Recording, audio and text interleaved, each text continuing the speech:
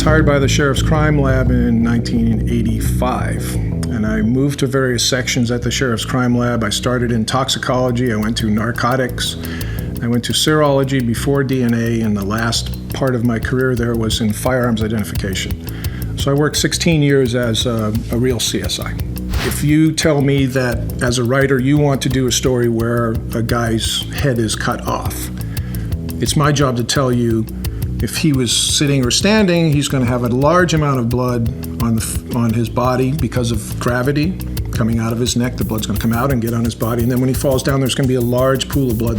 I get questions from every writer that's thinking of a story, in the middle of writing a story, or in the middle of shooting a story.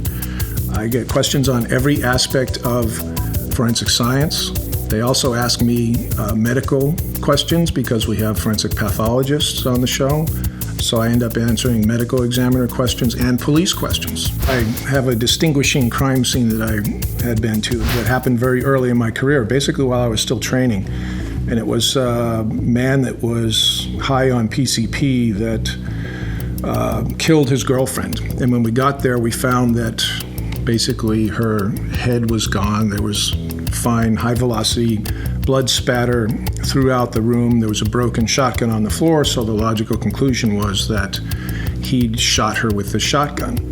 When the coroner got there and went through what was there, he found no shotgun pellets, and we decided that he beat her to death with this shotgun and beat her head basically off, resulting in fine, high-velocity blood spatter and a broken shotgun, and then he threw her body out the back door. True-life crime scenes are much more gruesome than the ones you see on television. We can't show the amount of blood that you would really see or the amount of gore you can really see. We can't get away with anything. There are lots of people out there that are reading into every nuance in the show and checking every scientific method that we use, and as a result, I'm happy to say that all the science that we use on the show is fundamentally accurate. Prosecutors have to explain the CSI effect. They ask the jury oftentimes how many of them watch the program CSI or any forensic program so they can try to determine their expectations of what science can provide and what it can't.